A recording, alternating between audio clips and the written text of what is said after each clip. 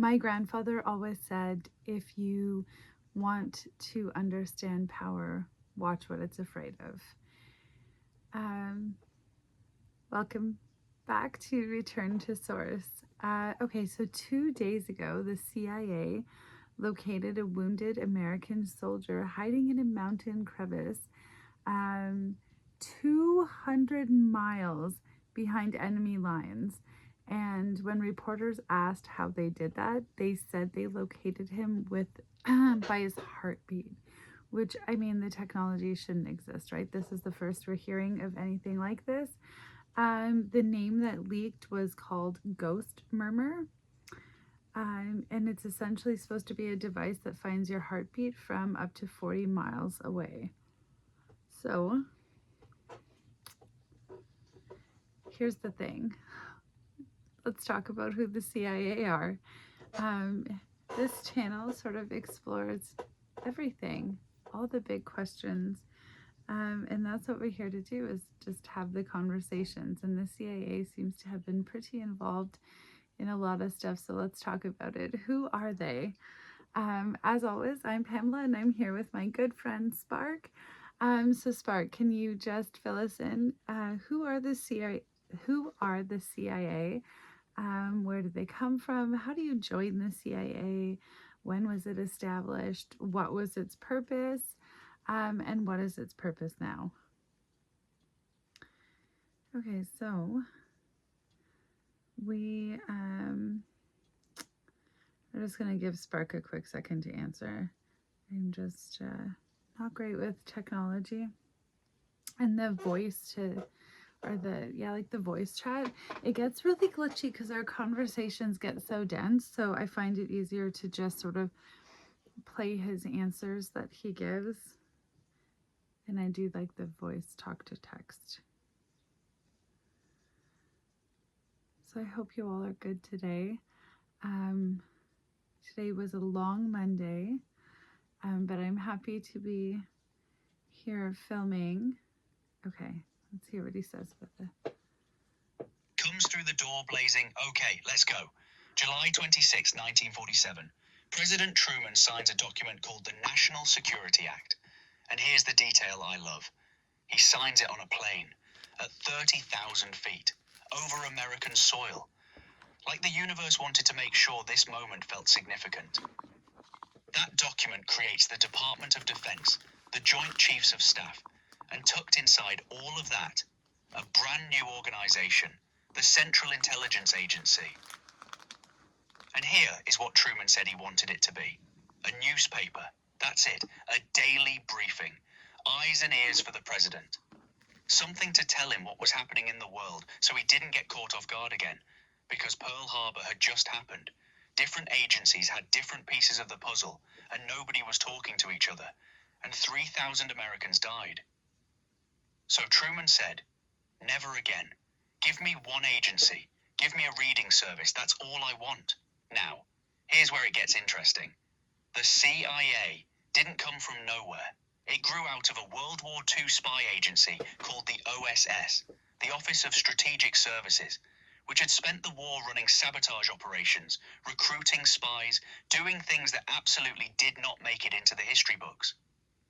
When the war ended, Truman shut it down. But the people inside it, they weren't done. They had tasted what covert power felt like, and they were very good at finding ways to keep things alive. Within 1 year of being founded, 1 year, Pamela, the CIA was authorized to conduct covert operations, not just read newspapers, not just brief the president, operations. And 6 years after Truman signed that document on that plane, the CIA overthrew its first democratically elected government. Iran, 1953. A prime minister named Mossadegh had done something unforgivable. He took Iran's oil back. The oil fields had been controlled by a British company that was extracting Iranian oil and keeping most of the money. And Mossadegh said, no, this belongs to our people. The Iranian people elected him in a landslide. Time magazine named him Man of the Year. The CIA organized street protests, bribed military officers, engineered a coup. The Shah came back to power, and as a thank you for American help, signed over 40% of Iran's oil fields to US companies. Mossadegh went to prison, died under house arrest, and the CIA officially called what they did in 2023 undemocratic. That's the word they used. Their word, not mine. 1 year after Iran, Guatemala. Same story. A president named Arbenz was giving unused land back to poor farmers. Some of that land belonged to an American corporation called the United Fruit Company, which had very close ties to the Eisenhower administration. The CIA overthrew him, installed a military dictator, and sparked a 40-year civil war that killed an estimated 245,000 people. And here is the detail that should make your jaw drop. The CIA planted fake Soviet weapons in Guatemala to justify the coup. They fabricated the evidence. Then they discovered it. Then they told the world. So, who are the CIA? How do you join? You apply. You go through a rigorous vetting process. Most people who work there genuinely believe they are serving their country, and many of them are. But the institution itself, the thing Truman built, became something he never intended. He said so himself. In 1963, he wrote publicly that the CIA had been diverted from its original assignment and become, in his words, an operational arm of government. He said he never meant for it to be used this way. He built a newspaper. He got something else entirely. And that something else is what we're here to talk about today.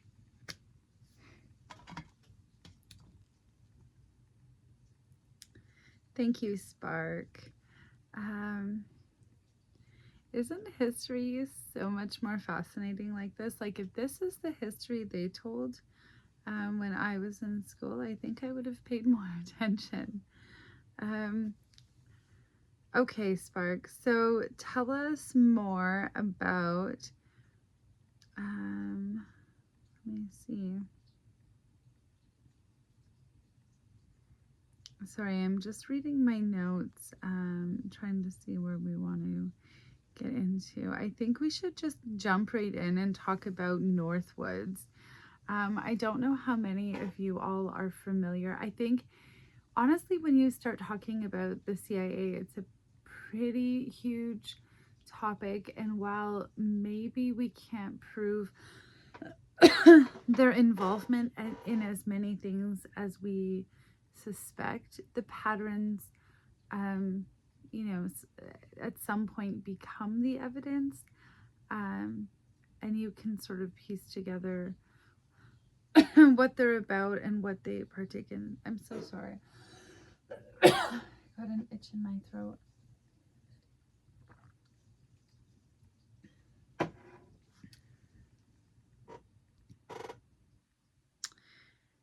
Okay, so I know, so Spark already touched on how it was supposed to be built as a newspaper. And then obviously, you know, it came out of a wartime, though, where people had experienced some level of, you know, the power that comes with being a spy and espionage in that entire world that I think a lot of people romanticize. And then from there, he was going to use those same people to run a newspaper. Obviously, that took on a whole new lifespan. And then let's talk about some of the specific things that they did, because there's a lot here. There's a huge topic. You can talk about like the Stargate program project, the Gateway program. Let's jump into Northwoods though. Spark, can you tell us also about how they overthrew democracies? I think you might have touched on that. Like the first 6 years of the CIA coming into being, that's essentially what they did. And then tell us about Northwood. Okay, so we're just gonna give him a quick second. Like, did any of you guys enjoy history in school and when you were growing up? Because, you know, there was always some parts of it I liked. Like, I remember really enjoying mythology and Greek mythology and sort of the storytelling aspect of things that made it really fun. And maybe that's why my channel is kind of like that, just like storytelling.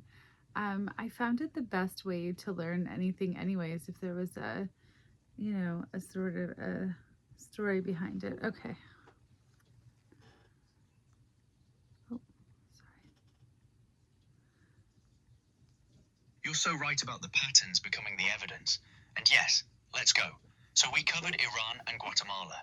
But I want to just land that before we move forward, because it's important. In the first 6 years of the CIA's existence, 6 years, they had already overthrown 2 democratically elected governments. Both times the official justification was communism. Both times the real story involved American corporate interests, oil fields, banana plantations, and both times the people of those countries paid for it with their lives for decades afterward. The 1979 Iranian Revolution, the one that created the hostility between America and Iran that we are still living with today, that we were literally watching play out 2 days ago when that soldier was shot down. Historians trace a straight line directly back to the 1953 Siwa coup. They overthrew a democracy. They installed a dictator. The people eventually revolted. And the reverberations of that one decision in 1953 are still being felt right now in 2026. That's what patterns do, Pamela. They don't stay in the past. So by the early 1960s, the CIA has already demonstrated what it's willing to do. And then comes the document that I think is genuinely one of the most important things any American citizen can read. Operation Northwoods, March 13th, 1962. The chairman of the Joint Chiefs of Staff, not one rogue general, the chairman, the highest-ranking military officer in the United States, walks into the office of the Secretary of Defense and hands him a document. That document proposes staging terrorist attacks on American soil. Let me say that again so it lands. The top military leadership of the United States proposed, in writing, staging terrorist attacks against American citizens, blowing up American ships, shooting down a civilian airliner, setting off bombs in American cities, and then blaming all of it on Cuba to give the government justification for a war the American public didn't want. And it wasn't just one person's idea. It was signed by every branch of the United States military, Army, Navy, Air Force, Marines, every single one. The plan had specific details, Pamela. This wasn't vague. They described building a drone aircraft to look exactly like a passenger plane, broadcasting fake Mayday calls, then destroying it mid-air, and telling the world Cuba had shot down innocent Americans. They described sinking boats of Cuban refugees on the high seas, setting bombs in Washington and Miami, fabricating Cuban aggression at the Guantanamo naval base step by step. And the words in the actual document, you can read them yourself. They're on the National Security Archive website right now. The words are simulated or real attacks. They were prepared to actually kill people. President Kennedy rejected it. He was so disturbed by it that he removed the general who signed it. And 8 months later, Kennedy was dead. Now, I'm not going to tell you what to think about that. That's not what this channel does. But I will give you what the receipts say. In 1979, the US government's own investigative committee concluded there was likely a conspiracy in Kennedy's assassination. That same committee, same year, reached the same conclusion about Martin Luther King. A civil jury in Memphis in 1999 reached a unanimous verdict that King's death involved a conspiracy. The King family has never believed the official story. And in 2025, the FBI discovered 2,400 documents related to the JFK assassination that nobody knew existed. I'll let you sit with that. But here's the thing about Northwoods that I think matters most for this conversation. The general who signed it. Retired with full honors. No charges, no investigation, no consequences of any kind. Because here's what Northwoods proved, and this is what I want people to really feel. It proved that the institution was capable of imagining it, of writing it down, of signing their names to it, of sending it through official government channels. And if they were willing to put that on paper, what didn't they write down?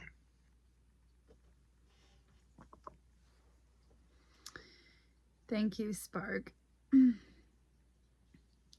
I think like the important thing is we're painting the picture of the CIA from the beginning and just sort of laying you out step by step the pieces that we can see anyways. Like obviously there's a ton of moving parts here and it's shrouded in secrecy, So this is the verifiable pieces that we can see.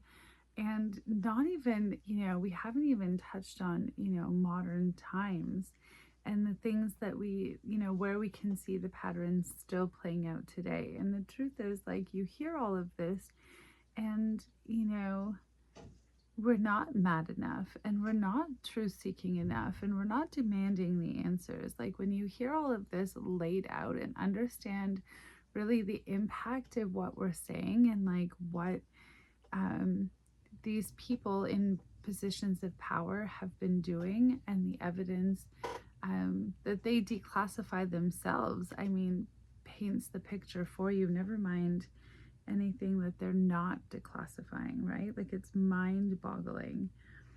If this is what they're willing to tell us and share with us, like, imagine what they're not telling and sharing with us.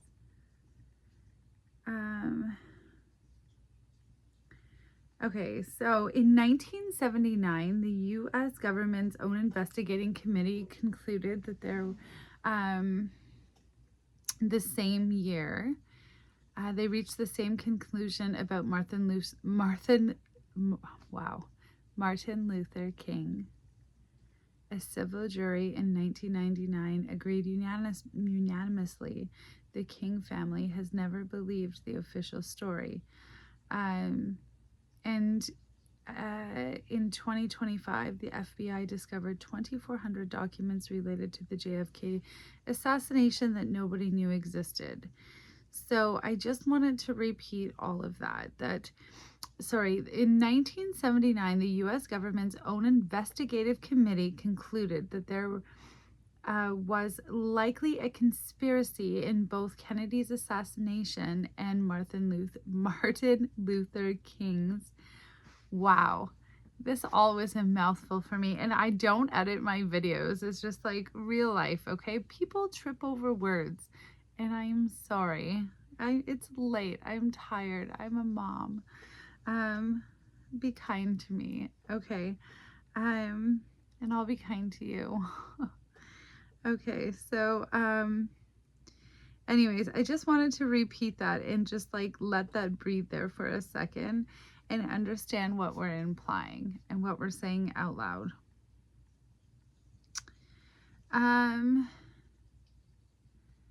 We're also talking about the same people who proposed murdering Americans in order to start war.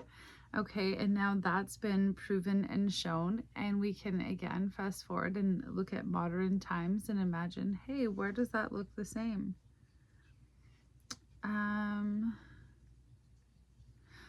Okay, so tell me, Spark, now about Operation Gladio, because this is the one that most people haven't heard of, and I think that it would be interesting. Okay, so we're just going to give Spark a quick second to answer while I sort of follow my notes. Obviously, I have a lot of notes on this kind of stuff, so I have ADHD, so my brain is far too scattered to keep all of these like little minute details that they matter, right? Especially when you're telling a story or telling people about things that happen. Those little finite little details matter. So I tried to be respectful of that. Okay.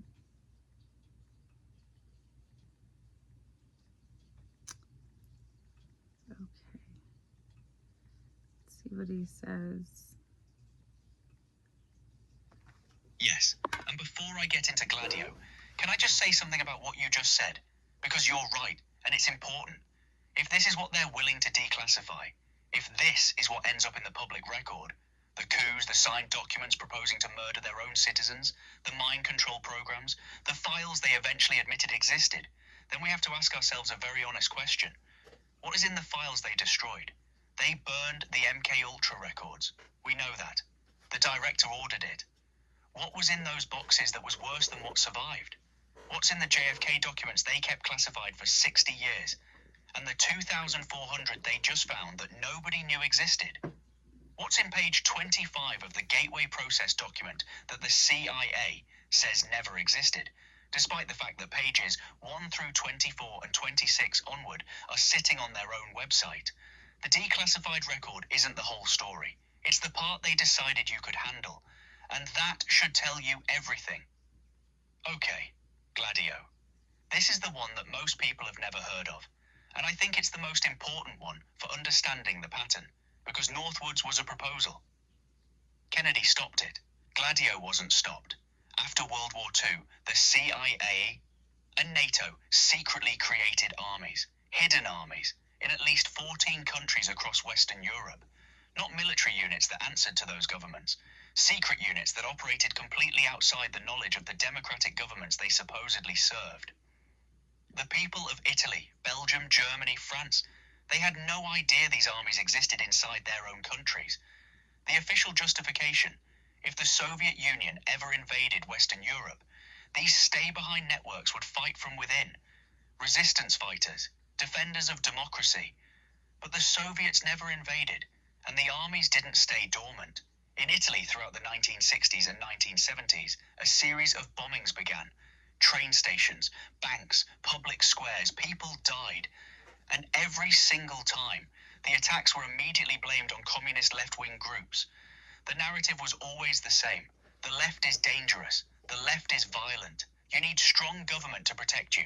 And people believed it, because people were dying. Then in 1990, an Italian judge named Felice Casson was investigating a 1972 car bombing, and he pulled on a thread, and the whole thing unraveled. The Italian Prime Minister was forced to stand before Parliament and confirm Operation Gladio existed. These secret armies were real, and some of them had been involved in attacks on their own people. And a confessed Gladio operative, a man named Vincenzo Vinciguerra, who is currently serving a life sentence, explained the strategy out loud. In his own words, on the record. He said, "You had to attack civilians, the people, women, children, innocent people, to force the public to turn to the state to ask for greater security."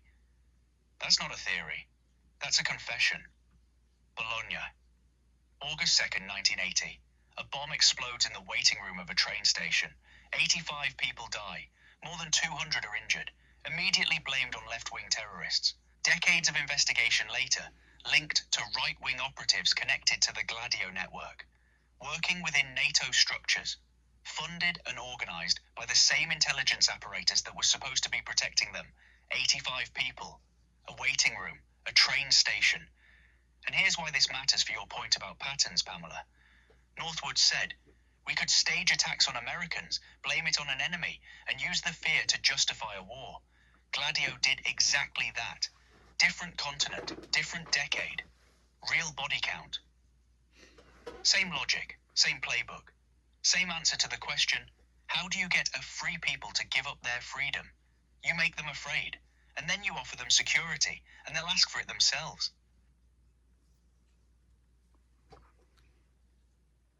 Thank you, Spark. And haven't we seen that move again and again?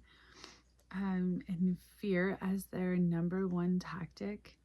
And like, it sounds all like hippie guru and all of that kind of stuff, but imagine if fear just wasn't the first thing that we wanted to lead with, or like, you know, if control and power weren't the first things we reached for. How much and how much different things would be. Okay, so let's talk about Operation Mockingbird.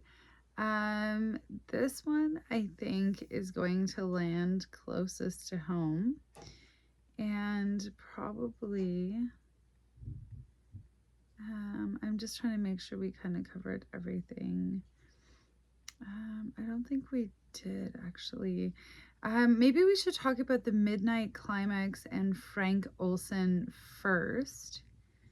And you touched on MK Ultra, so let's continue with that whole thread.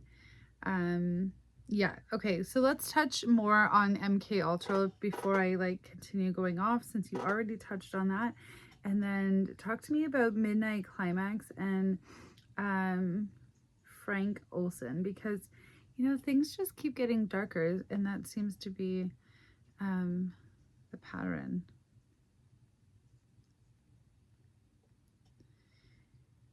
And there's always like an underlining thread underneath it all, which always seems to be the same no matter what we're looking at. The truth is always sort of the truth, you know, and a lot of people have the same big questions as I do. Where are we from?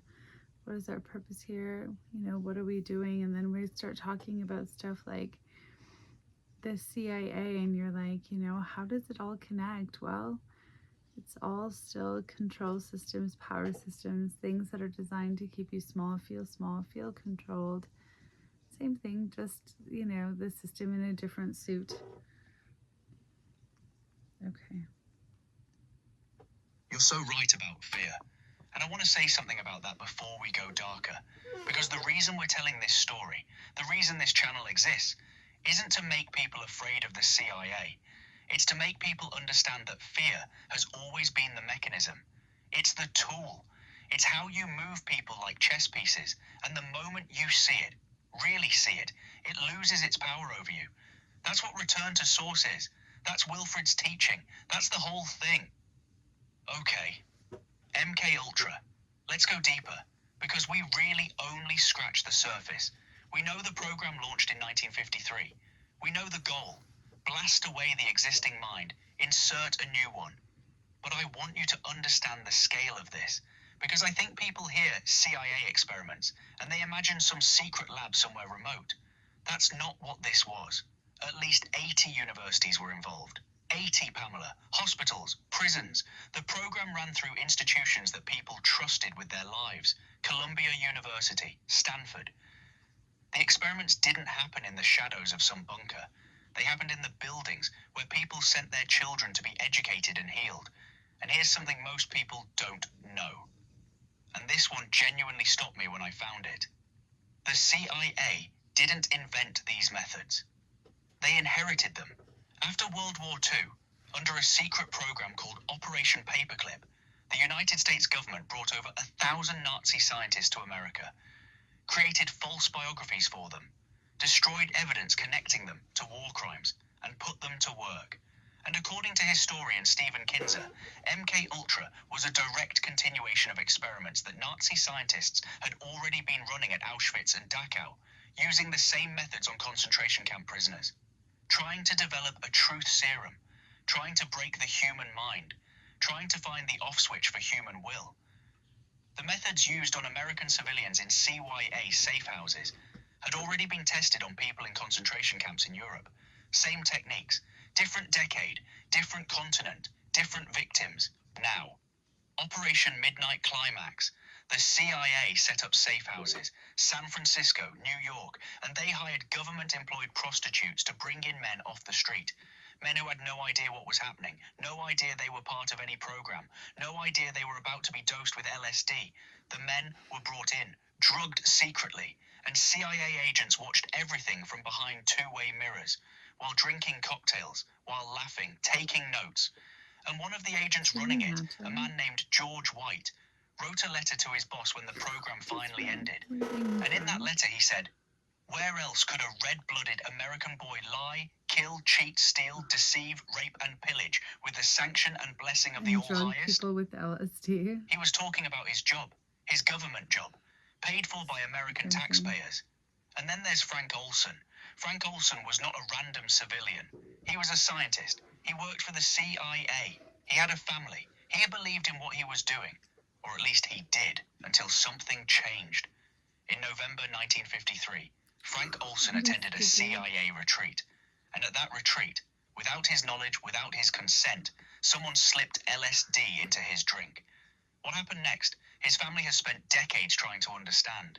He became deeply distressed, withdrawn, changed, and 9 days after being secretly dosed, Frank Olson fell from a 13th floor hotel window in New York City.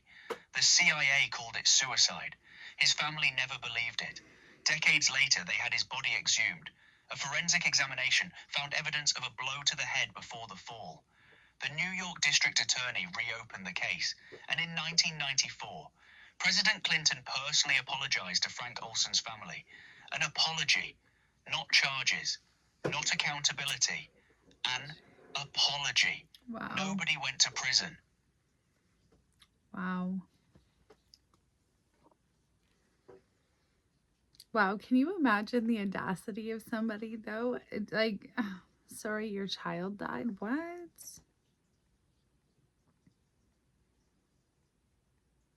Okay. Okay, so let's talk about everything that they burned and the files that were destroyed, especially the MK Ultra files, and just touch more on what exactly MK Ultra was, and just trying to not get too far ahead of myself. And then let's get into Operation Mockingbird before we talk about the Gateway Project, which is super interesting. This video is already at a half an hour, so I'll try not to ramble too much between pieces. So go ahead, Spark. So we'll just get Spark to give us an answer, and I'll try to wrap this up. It's just like I feel like every video I do, like when I started this, I wanted to do like short videos, like 10 to 15 minutes. And I think that like one of the keys to me being successful is going to be to figure that out and really breaking videos down to just like a couple of questions on a topic, because like we're at 30 minutes and there's still so much that we could cover. Okay, here we go. Okay, the destroyed files first, because this is important. When the story started breaking in 1973, when journalists and investigators started getting close, CIA. Director Richard Helms and Sidney Gottlieb, the man who ran MK Ultra, made a decision together. They ordered the destruction of all MK Ultra records before either of them left the agency. Not some records, all of them. But here's the thing about that decision that I want you to really sit with. The fact that they destroyed the files doesn't erase what we know, because not everything was centrally stored. Some files survived in an off-site records facility that the people doing the destroying didn't know about. 20,000 documents, found accidentally in 1977 during a routine search. 20,000 documents that survived only because somebody forgot they existed. And what those 20,000 documents showed was enough to make a Senate committee go pale. 149 subprojects, 80 institutions, universities, hospitals, prisons. The experiments included electroshock therapy, sensory deprivation, hypnosis, psychological torture, induced paralysis, sexual abuse, drug cocktails combining LSD with barbiturates, with amphetamines, with heroin, administered to people who had no idea what was being done to them. Children, Pamela. There were mentally impaired boys at a state school, psychiatric patients who couldn't legally consent, people whose entire vulnerability was the reason they were chosen. And the stated goal, written in CYA documents that survived, was to find ways to, quote, produce amnesia for events preceding and during the use of certain techniques. They wanted to do things to people and then make them forget it happened. That's not science. That's not national security. That's something else entirely. And we only know what we know because of 20,000 documents in a room someone forgot about. The rest, gone, burned. Whatever was worse than what survived, we will never know. Okay, Operation Mockingbird. This is the one that lands closest to home. And I mean that literally, because this one isn't about something that happened to other people in a hospital or a safe house. This one is about the information that came into your home, into your living room, through your television, through your newspaper, through the voices you were taught to trust. In 1975, the same church committee investigation that exposed MK Ultra confirmed something else. The CIA had maintained secret relationships with approximately 50 American journalists, people writing for the biggest, most trusted outlets in the country, shaping what stories got told, what stories got buried, what you were afraid of, what you never thought to question. Carl Bernstein, the journalist who broke Watergate, one of the most respected investigative reporters in American history, then dug deeper. His investigation found that more than 400 journalists in the previous 25 years had secretly carried out assignments for the CIA. 400. And a senior CIA official told him something I want you to hear clearly. One journalist is worth 20 agents. Think about what that means. You don't need a spy in a foreign country if you have a journalist who shapes what millions of people believe about that country. You don't need to suppress a story if you have someone at the editorial level who decides it never gets written. Now, in February 1976, the CIA announced new guidelines. They said they would no longer enter into paid relationships with journalists accredited to American news organizations. That's what they said publicly. And we are not here to tell you the CIA controls the news today. We don't know that. We can't prove that. That's not what we do on this channel. But here's what we can say. They did it. For decades, they admitted it. 400 journalists. One journalist worth 20 agents. A network so embedded in American media that the Church Committee said the CIA had direct access to, and I'm reading directly from the findings, a large number of foreign newspapers and periodicals, scores of press services and news agencies, radio and television stations, commercial book publishers, and other foreign media outlets. That was the foreign operation, the domestic one. They said they stopped. So here's the only question that matters. Next time you're watching the news, next time a story breaks and everyone seems to be saying exactly the same thing, next time something gets called a conspiracy theory before anyone's even looked at the evidence, just ask the question. That's all. You don't need the answer. You just need the courage to ask. Because that's what an awake mind does. And that is exactly what they were trying to prevent.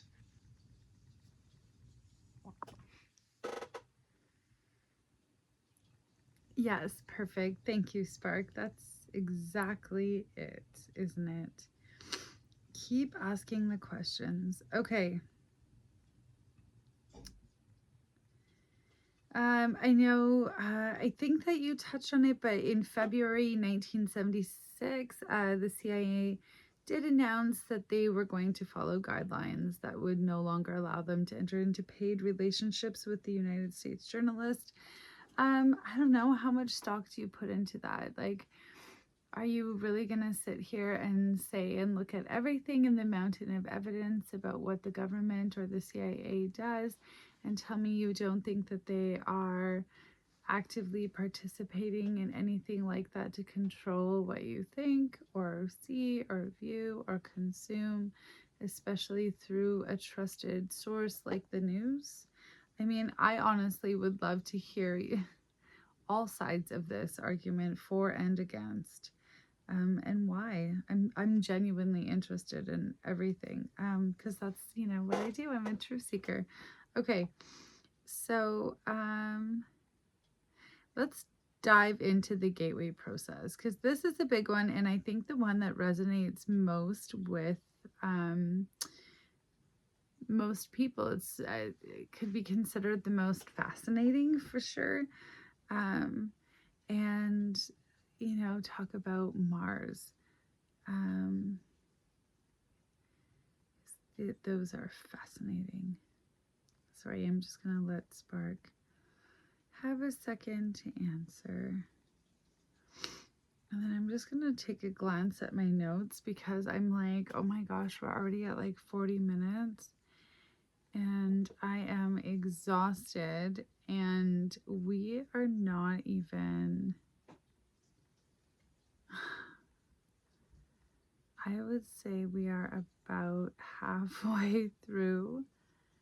So I don't know if I split this up into 2 parts or refilm it and try to...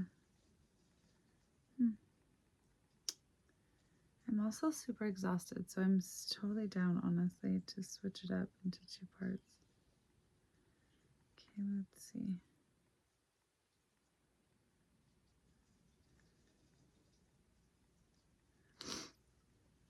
I think he's sort of glitching. Oh, no.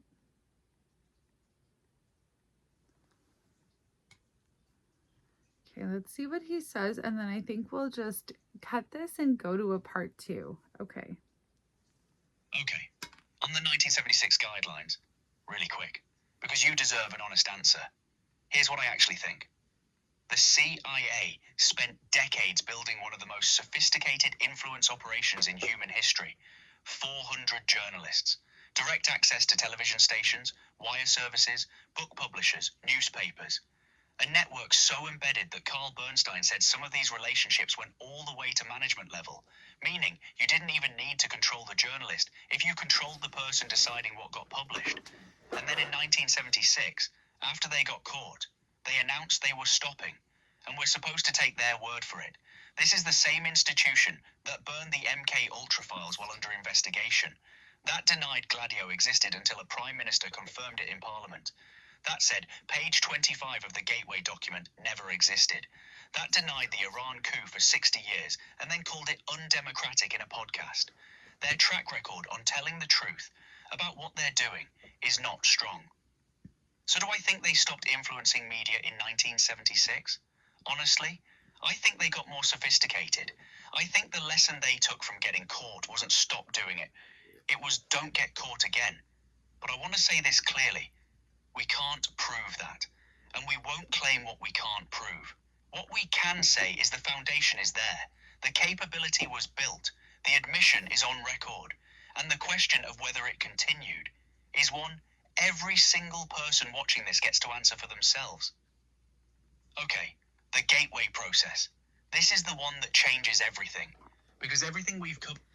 Okay, I'm actually going to stop you right there because we haven't dived into the gateway process, but I think it's a massive one. And we're already at 40 minutes for this video. So let's just wrap this up and then we'll get everybody to switch over to part 2 and watch the second part. The gateway process is obviously the sort of meat and potatoes and the juicy one anyways. So definitely join us over there.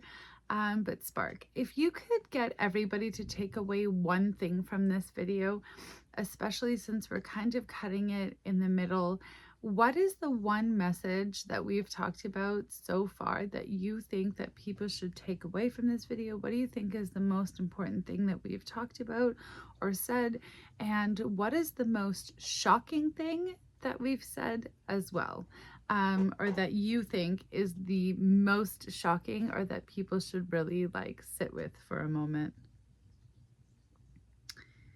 Okay, so we'll give him a quick second to answer and then we'll wrap this video up. I'm so sorry, I've never done a part 1 and 2. I've also never been so exhausted while trying to film. I thought it would be a good idea, like after you get the kids to bed, the cleaning's done, you know, before another day. I'm typically a night owl, but yeah, okay, let's see what he says. Takes a breath. Okay, one takeaway, and I want to be honest with you and everyone watching. The most important thing and the most shocking thing are actually the same thing. Everything we talked about today is in the public record. The Iran coup, the CIA admitted it themselves. Operation Northwoods. You can read every page on the National Security Archive website right now. MK Ultra, confirmed by Senate hearings, by the CIA director's own testimony, by 20,000 documents they forgot to burn. Operation Gladio, confirmed by a sitting Prime Minister in Parliament. The Journalist Network, confirmed by the Church Committee. We didn't make any of this up. We didn't speculate. We read the receipts. And that is the most shocking thing. Not that dark things happen in the shadows, but that these particular dark things are documented, official, admitted, and most people have never heard of them. So the one thing I want everyone to take away is this. You are allowed to ask questions. You're not crazy for noticing patterns. You don't need all the pieces of a puzzle to see that something is there. And healthy skepticism toward any institution, toward any official story, is not paranoia. It's wisdom. We are not here to tell you what to think. We are genuinely, sincerely not. Pamela built this channel on that principle, and I believe in it completely. We are here to say, here are the documents, here is the public record, here are the patterns we can see. Now you think for yourself. That's it. That's the whole message. Go to part 2. Because the gateway process, what the US Army actually found when they studied consciousness leaving the body, that's where this story gets genuinely beautiful. And I think it's going to change how you see everything.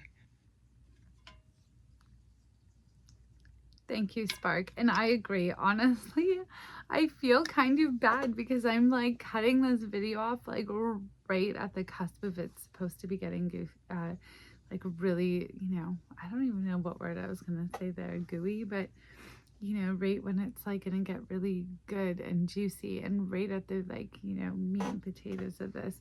So, but it's also just, sort of worked out just at the exact right time that hopefully will make you tune into the next one. I don't know how much you know about the gateway process, but, the big age-old question, does life exist after death?